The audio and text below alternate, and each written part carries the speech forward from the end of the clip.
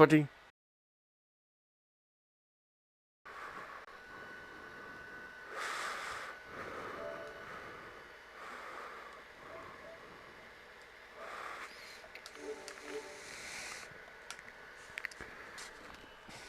Buddy. Hello, buddy.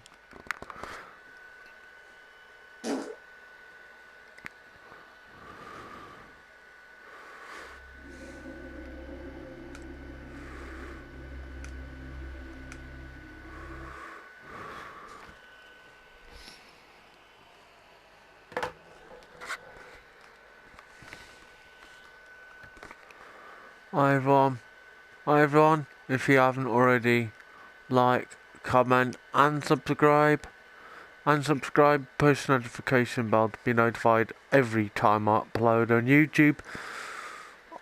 There's going to be Unit 10 tapings today.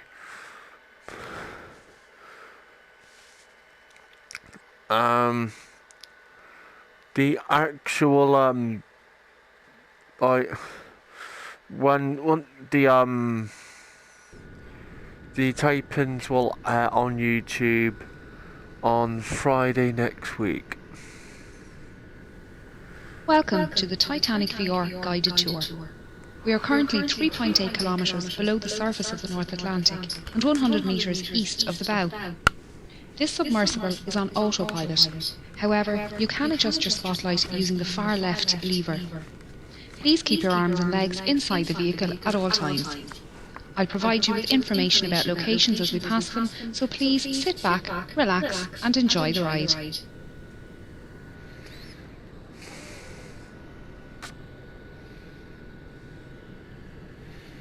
The RMS Titanic was the second White Star Line Olympic-class ocean liner, the first being RMS Olympic and the third being HMHS Britannic.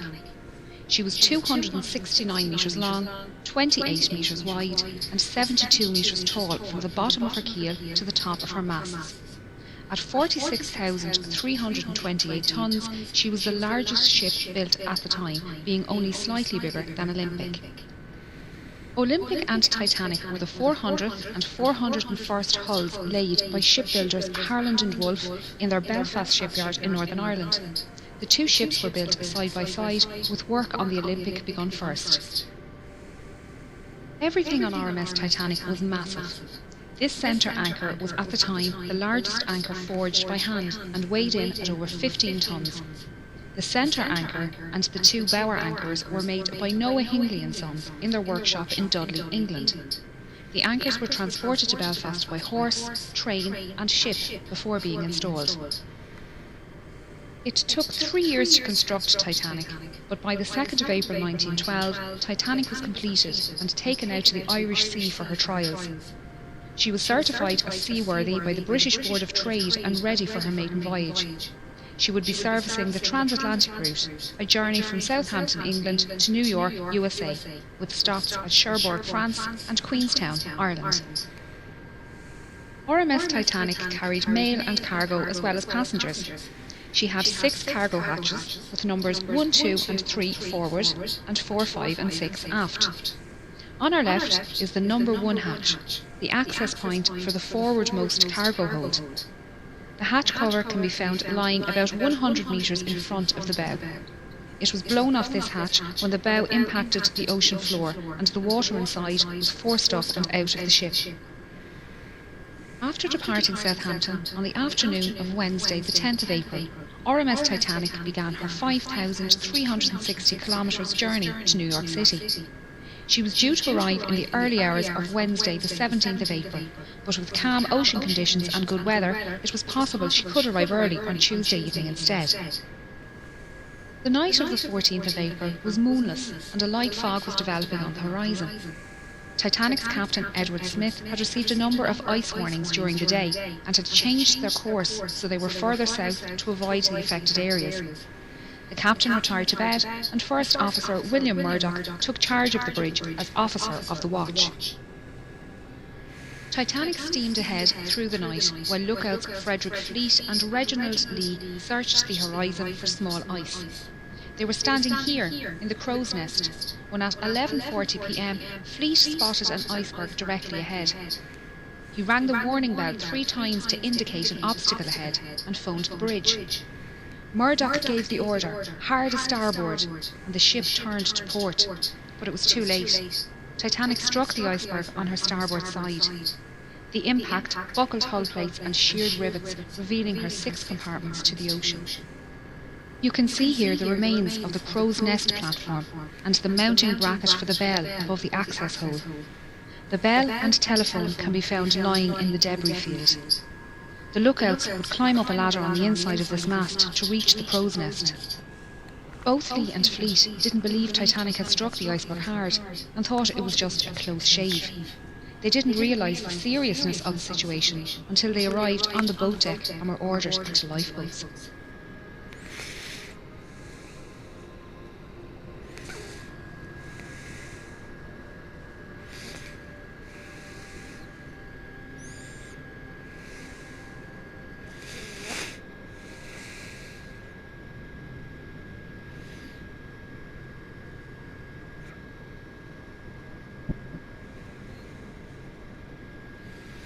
We are now heading down the number 2 hatch to reach the main cargo hold and mail room. We're passing by decks D, E, F and G, which house the third-class open space and cabins for third-class single men and crew. Third-class single women and families were accommodated in the stern. The D-deck open space was a large sheltered area with bench seats, small tables and a bar. Steerage passengers used this space to walk, socialise and to listen to music. They were expected to create their own entertainment and some passengers brought their instruments with them on the journey. The third-class passengers held a dance party here on the night of the sinking. The crew staying in this section were mostly firemen, trimmers and greasers. These crewmen worked in the hot and dirty boiler and engine rooms, shovelling coal and greasing machinery. Because of this, they had their own special wash areas and slept in rooms away from passengers. They accessed their work areas through a passageway under the cargo hold below. Titanic contained 15 bulkheads, thick walls that separate her lower decks into 16 watertight compartments. It was a new design technique that meant Titanic could stay afloat with up to 4 of her compartments damaged and led to her being considered unsinkable. Unfortunately, the collision with the iceberg opened 6 compartments. Within the first 15 minutes, this cargo hold was underwater and the third-class accommodation on G-deck above was starting to fill with water. This hold was used to store cargo for passengers and businesses being transported across the Atlantic. Among the crates of fabrics, furniture and food products, there were also a few unusual items, including orchids, dragon's blood, barrels of mercury and a brand new Renault automobile. Some of the more expensive items being carried included Egyptian artefacts heading for the Denver Museum, the Rubaiyat of Omar Khayyam and the Circassiano Ben painting by Blondel. These items were most likely held in the first-class baggage area next door, but were lost along with the mailroom when that section filled with water 20 minutes after the collision. We are now going to head through to the mailroom on the other side of this bulkhead. RMS Titanic was registered as a Royal Mail steamer and contracted to transport mail across the Atlantic. RMS liners were favourable with passengers as they were considered more reliable to arrive at their destination on time. Titanic had a mailroom and post office on board, with 5 dedicated post office workers. This team consisted of 2 British and 3 American clerks, and together they sorted up to 60,000 letters per day. John Jago Smith and James Williamson were from the British Royal Mail, and William Gwynne, John March and Oscar Woody were from the US Postal Service. They worked in both this room and the sorting room upstairs, and their sleeping quarters can be found above on F deck. There were roughly 200 bags of registered mail and 3,500 standard mail bags on board, meaning a total of roughly 7 million pieces of mail and 700 parcels were lost in the sinking. The iceberg damage ran directly across the starboard side of this room, leading to this space flooding early in the night. The 5 clerks worked tirelessly to try and save the mail and managed to carry 200 mail bags up these stairs to the sorting room. Only a few minutes later, the water had reached this level and they moved what they could to D-deck. Their final movements aren't known, and sadly, all 5 male clerks died in the sinking.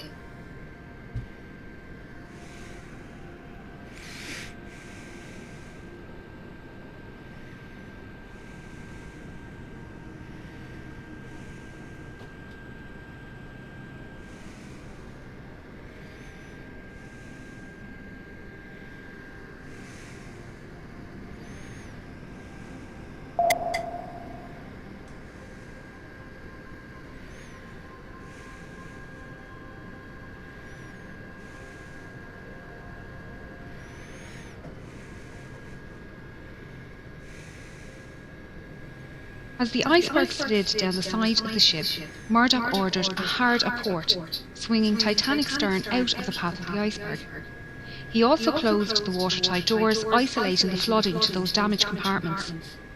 The forward 3 hatches, along with the peak tank and boiler rooms 5 and 6, were breached. The openings were long and thin, where the iron plating had separated and exposed a total area of little over 1 metre squared. After the collision, RMS Titanic stopped and almost immediately took a starboard list. The captain organised a group to go below and inspect the ship for damage. When they returned, Chief Designer Thomas Andrews was summoned to the bridge and given the damage report. Knowing the volume of each breached compartment and the initial rate of flooding, he calculated Titanic would sink within 60 to 90 minutes. The captain gave the order for the lifeboats to be prepared. Passengers who were woken by the impact were starting to make their way onto the decks. Many found large chunks of ice here on the forward well deck and shaved ice falling through open portholes on sea deck. Third-class men had an impromptu football match, and first-class passengers joked about keeping pieces of ice as souvenirs for the journey. While exciting, passengers didn't believe they were in any danger, and most returned to their cabins soon after. We're now moving up to the bridge and then over to the Marconi radio room. RMS Titanic was not only luxurious, but also the height of technology at the time. She had a Marconi radio set on board and could send messages to other ships and stations up to 3,200 kilometres away. The fore and aft masts suspended the Marconi twin T-type aerials, 4 cables that transmitted the radio signals across the ocean. The top of this mast rests on the collapsed navigation bridge, where the officer of the watch would stand and direct the ship. The smaller, sheltered room at the back was called the wheelhouse, and it was here the quartermaster stood at the helm and piloted the ship. You can see the outline of the wheelhouse walls on the floor. This telemotor is all that is left of the wheel, and along with the commemorative plaques, serves as a stark reminder of the events of that night. Titanic carried just 20 lifeboats, 4 more than required by the regulations outlined by the British Board of Trade. There were 14 regular wooden lifeboats, 2 smaller cutters and 4 Engelhart collapsible boats.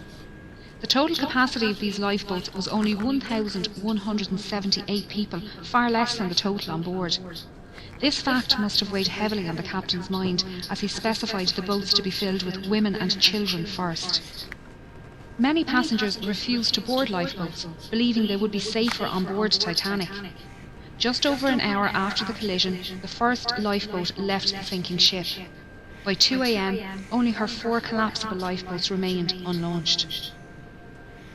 This is davit number 1, the only davit remaining in a standing position on the wreck. It was used by First Officer Murdoch to lower lifeboat 1 and collapsible C, and was in the process of lowering collapsible A when the bridge suddenly ducked under the water at 2:15 a.m. The officers, crew and passengers alike were washed from the decks by the resulting wave, and the lifeboat floated away upright and empty.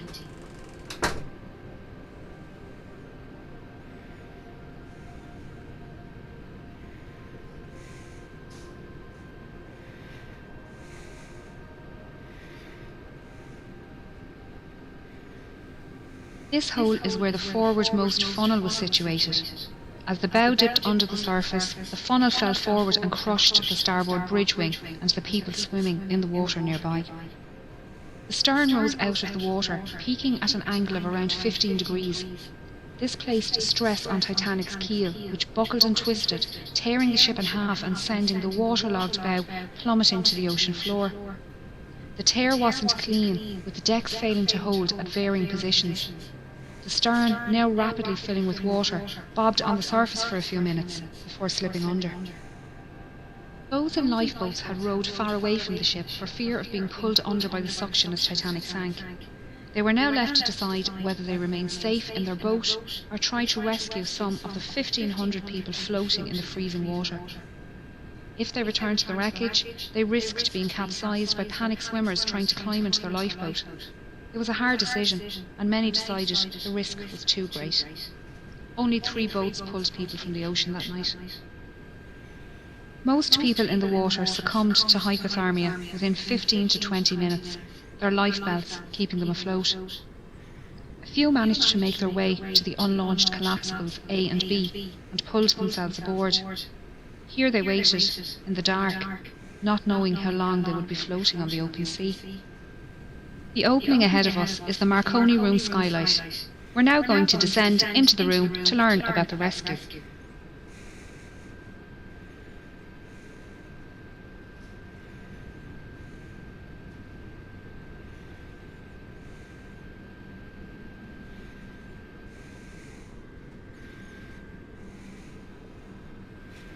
Throughout the night, senior operator Jack Phillips worked the 5 kilowatt Marconi wireless radio set to send out distress signals using both the old CQD and new SOS call codes.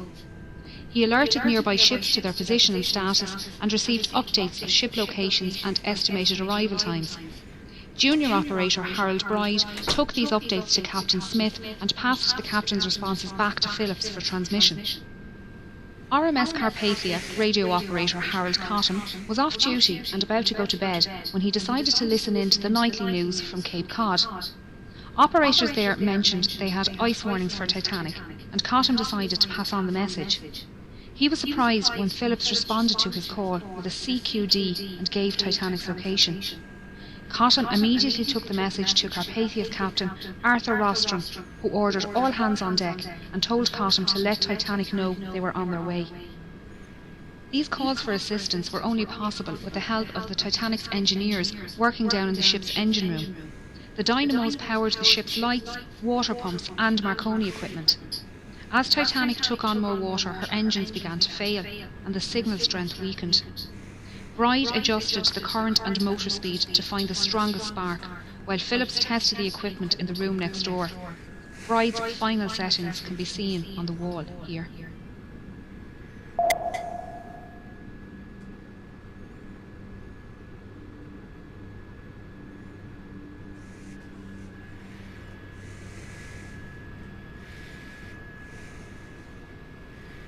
When water reached the boat deck, the operators left their station, with Bride heading towards the port bow and Phillips to the starboard stern. After the wave washed over the decks, Bride found himself in the water underneath collapsible B and managed to climb aboard.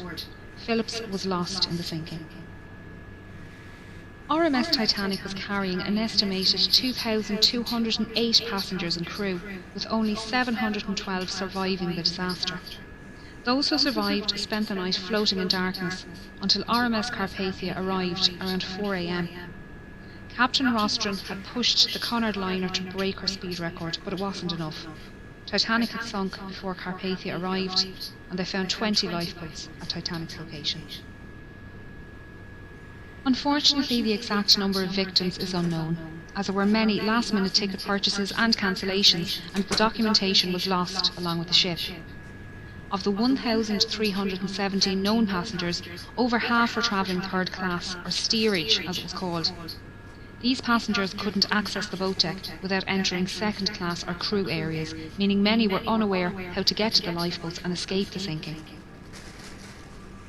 Passengers from different classes were strictly separated and not allowed to visit each other's areas.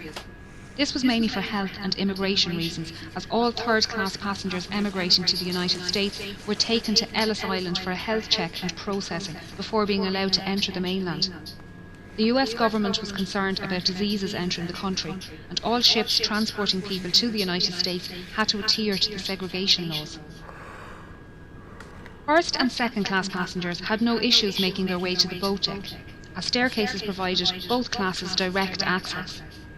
This forward grand staircase is one of the most iconic spaces within the ship and linked the floors accessible to first class from the boat deck through to F deck. Each deck contained stylised cabins, common spaces and state-of-the-art facilities.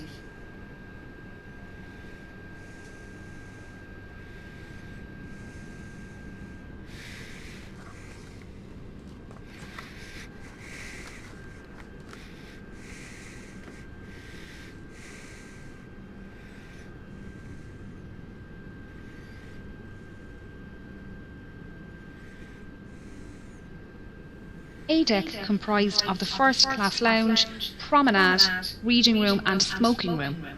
The first-class smoking room contained the only functional fireplace on the ship. All cabins and other passenger areas of the ship contained either false fireplaces or electric heaters. B deck included the 2 millionaire suites, the largest suites on the ship, both with private promenades. This deck also included the a la carte restaurant and Café Parisien, both managed by restaurateur Luigi Gatti. This restaurant and cafe were not included in the travelling fare, like the dining saloon, and tables needed to be booked ahead of time.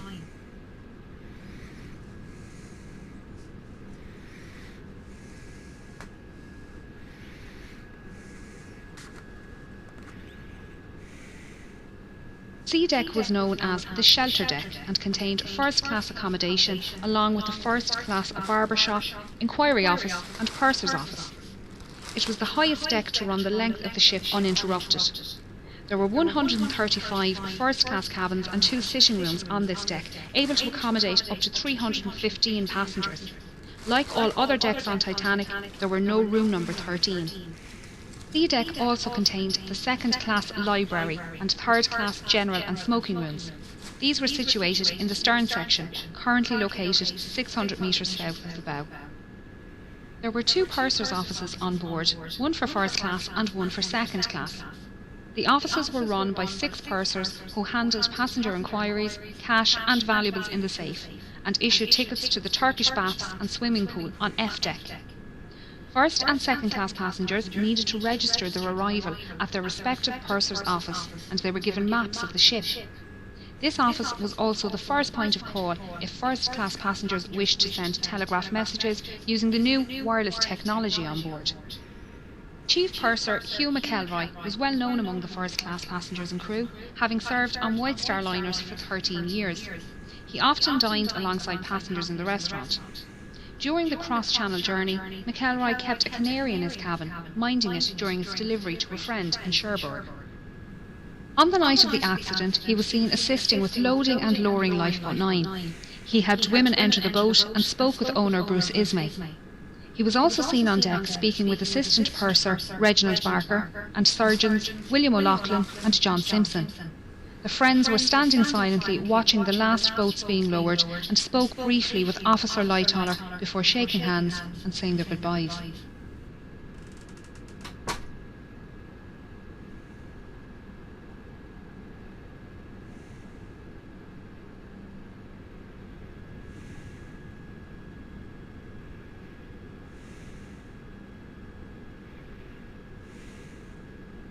The sitting room, one of the most recognisable on board Titanic, was part of a parlour suite occupied by the Strausses. It was decorated in the Regency style with mahogany furniture and gilt panels. It was the only room on board in this style, and you can still see the golden clock sitting on the mantelpiece, surrounded by debris. The bedroom next door also contained mahogany furniture, this time contrasting with the white gilt panelling and decorated in the Empire style. Isidore Strauss was one of the owners of Macy's department store, and he and his wife Ida were returning home to the United States after visiting Europe for the winter. Their adult son Jesse was travelling with his young family from New York towards Europe on board the liner SS America, and their ships crossed paths in the afternoon of the 14th of April. Isidore sent a short message to Jesse that afternoon, noting the fine weather they had experienced. Unfortunately, Jesse wouldn't learn of his parents' fate until some 4 days later.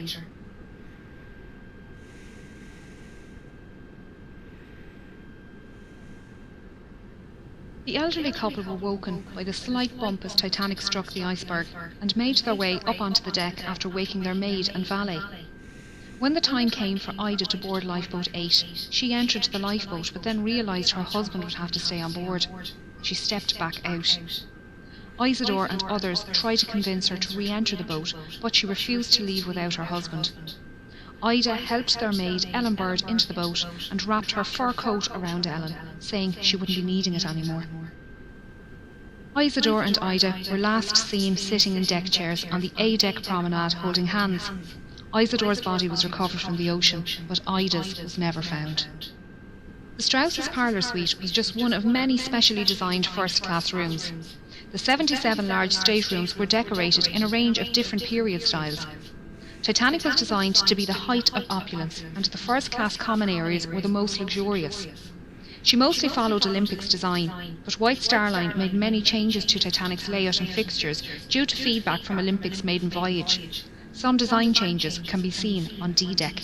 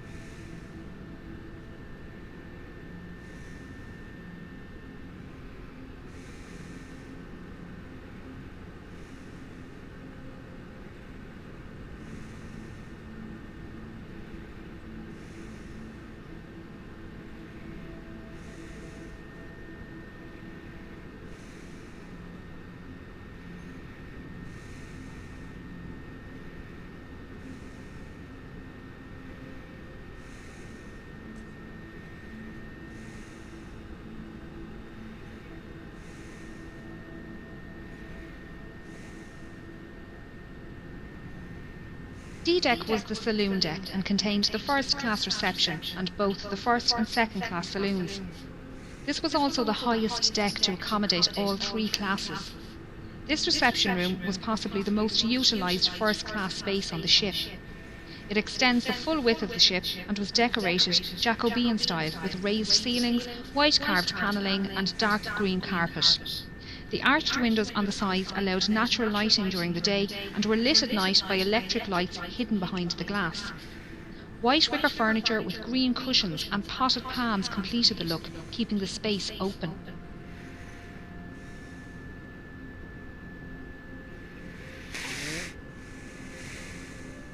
A Steinway grand piano sat in the corner and was played as part of a quintet during afternoon tea and in the evenings. Passengers would sit and listen to the band before heading to dinner in either the B-deck restaurant or through the double doors to the first-class saloon. Percy Fletcher, the ship's bugler, called passengers to their evening meals by playing the Old Roast Beef of England at various locations around the ship. Thank you.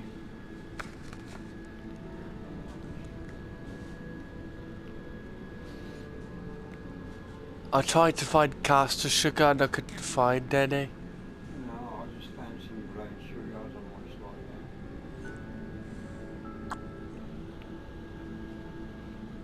It's the guided tour I'm doing.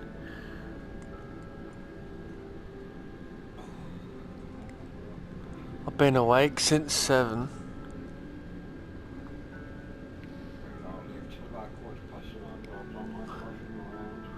Quarter past 9 was it?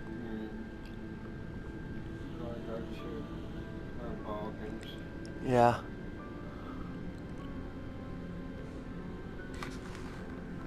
First-class passengers boarded and departed the ship via the gangway doors on either side of this room, or by the gangway doors directly above on B-deck. These lobbies were larger on Olympic and extended out into the reception area. During Olympic's maiden voyage, White Star officials noticed crowding in the reception area each night after dinner and decided to extend the reception area on Titanic. They also redesigned the small reception area near the B-deck restaurant to split the crowd and added additional seating in both areas. These 3 elevators serviced only the first-class passengers and ran from A-deck to E-deck. A fourth elevator was available off the second-class staircase and was the first elevator to be available for second class on any White Star liner. As no photographs exist of Titanic's forward grand staircase or elevators, it was assumed they were exact copies of those found on Olympic. It wasn't until film director James Cameron explored this area with an ROV that it was discovered the intricate design of their grilles is different to that on Olympic. Not a lot of sea life lives at this depth, but since discovering the wreck we've learned quite a bit about the ones that do. So far, 24 species of invertebrates have been discovered around the wreck, including crabs, coral and sea stars. There have also been 4 species of fish found, with the rat-tail or grenadier fish being one of the more common species. They can grow up to a metre long and can be found both inside and outside the wreck.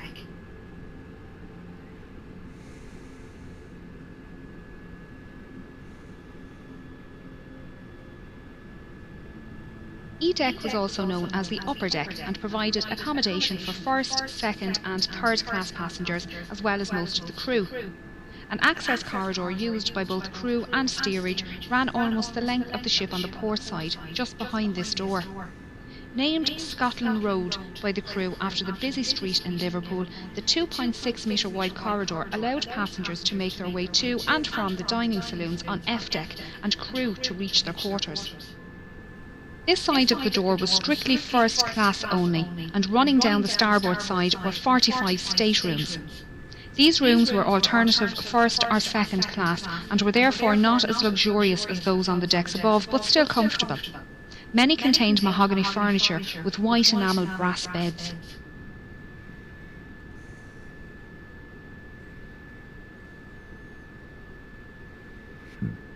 Pardon me?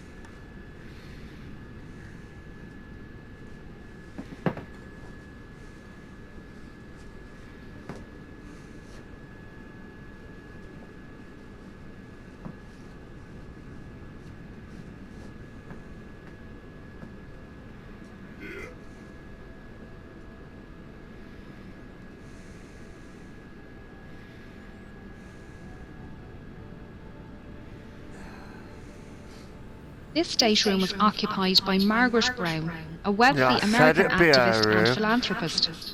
She was heavily involved in workers' and women's rights and campaigned to support those less fortunate both before and after the accident. Margaret was holidaying in Egypt with friends when she received a message that her eldest grandson was seriously sick at home in the United States. She booked the earliest ship from Cherbourg back to New York, the RMS Titanic. In her interview with Colonel Archibald Gracie, she stated she was lying on her brass bed reading at the time of the accident. She felt the bump, but didn't think much of it and kept reading. It wasn't until she heard men talking about heading up on deck that she decided to find out what happened. One of the men told her to grab her lifebelt and head up onto the boat deck with them.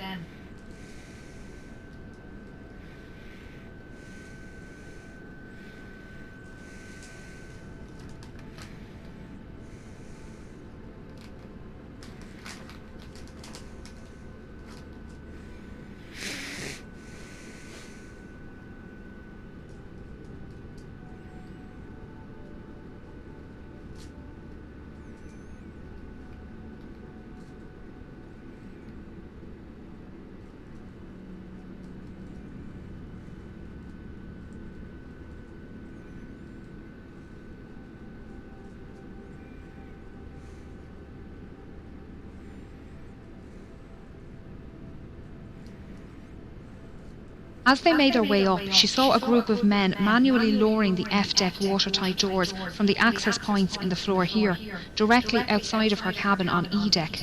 The men were joking around as they worked, so she thought it must only be precautionary.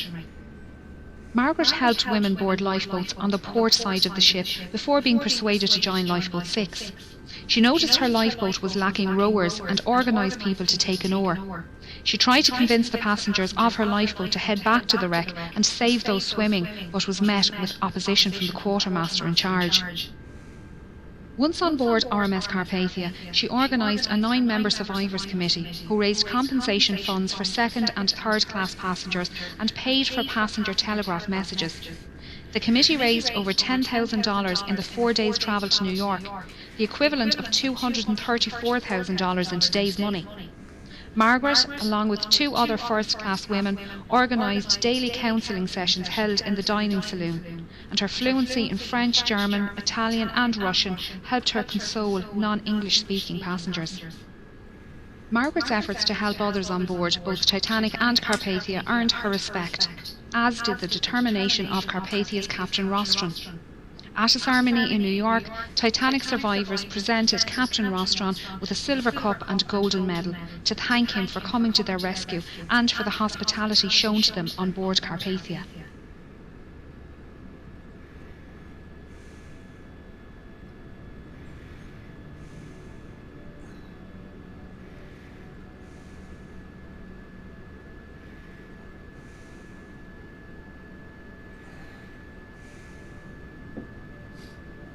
This watertight door is the one Margaret Brown watched being lowered from the floor above. On the other side of the door is the swimming bath and the linen storage rooms. Their state is unknown, although this area flooded around an hour after the accident and is expected to be in good condition due to the lack of water movement here. As we can see, the Turkish baths are well preserved. This was the cooling room, and first-class passengers would relax here after using the temperate, hot and steam rooms just off the side door. Passengers would change into towels using the change rooms in the starboard corner and store any valuables in the cabinet next to the vestibule. The passenger would then make their way down to the temperate room, where they would sit or lay in the heat for 10 to 15 minutes. Here they would start to sweat before moving into the adjoining hot room. After spending another 5 to 10 minutes in the hot room, the passenger would either take a cold shower or a dip in the swimming bath next door, before making their way into the shampooing room. Here the passenger would lay on a marble table while an attendant gave them a full body wash and massage. Once dry and wrapped in clean towels, the passenger would make their way back to the cooling room, where they would relax until their body returned to the normal temperature. The Turkish baths is one of the best preserved areas on the ship, with most of the tiles, ceiling lanterns and wooden panelling still in place. The deep location within the wreck leaves it protected from destructive currents, although there is still sea life down here.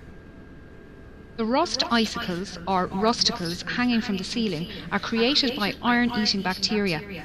They come in different shapes and are incredibly fragile, disintegrating when touched. Along with the bacteria, fungi, shells, sand, clay and coal can be found within the rusticles. Scientists have been collecting samples to determine the different strains of bacteria living on the ship, and their research has been used to preserve oil and gas pipelines and safely dispose of old ships and oil rigs.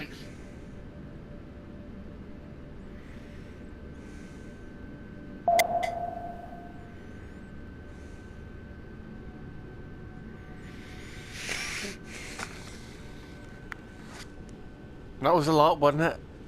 Told a bit about.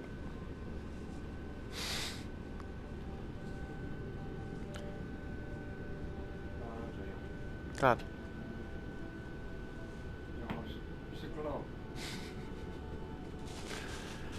Oh, I do love you. It's alright, we all have them moments, don't we? As first-class passengers rose up this staircase and made their way out onto the boat deck, they would have passed the band playing in this alcove next to the entrance. The band consisted of 8 musicians, led by violinist Wallace Hartley. They usually played separately as a quintet and string trio at varying locations throughout the day. During the evacuation, the musicians began playing near the B-deck restaurant, before later moving up to this position near the forward grand staircase. They played mostly ragtime tunes to calm passengers standing nearby and draw passengers inside up to the boat deck. Some survivors state that the band played until the end and that the night was so quiet, even those in lifeboats away from the ship could hear the music. Many survivors claim that the hymn Nearer My God to Thee was the last song played, although it was also reported to be Songed Autumna. Sadly, all 8 members died during the sinking, with only 3 remains recovered by the cable ship Mackay Bennett. Wallace Hartley was one of them, found with his violin inside its case and strapped to his body. The violin was an engagement gift from his fiancée, and it was returned to her following his death.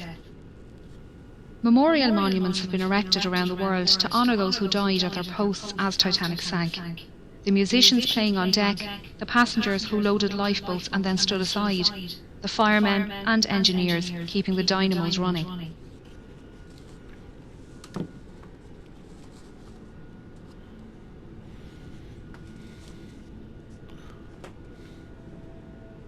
I put my pads on there somewhere. Did you get them?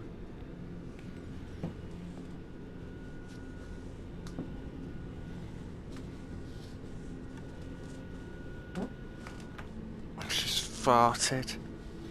Always farting. The boilers standing here are part of Boiler Room 2 and were running until the end, powering the dynamos in the stern. A skeleton crew remained in the electrical engine room, redirecting power and keeping the lights on. This is the point where the keel failed, and the massive ship began to tear itself apart. I'm struggling to As get so much of the ship between the bow and stern sections is scattered in the debris field, it's difficult to piece together the last moments of Bloody Titanic. hell. Even those watching it happen couldn't agree, with the inquiries held in both the United States and England producing contradicting accounts. Many expeditions to find and raise the wreck were proposed over the years, with the exact location of her wreck being unknown. Titanic's coordinates sent out in distress on the night of the accident had been incorrect. On 1st of September 1985, a Canadian-French team were searching the area when Dr. Robert Ballard came across some small debris. He followed the trail which led him to a boiler and eventually the wreck. His discovery confirmed suspicions that Titanic had in fact split, and there was no hope of raising the wreck as a whole. Scientists and historians have long argued for and against the recovery of artefacts from the site, while agreeing the site should be treated as a mass grave. Although it's predicted Titanic's wreck will disintegrate within the next 20 years, her story will intrigue generations to come.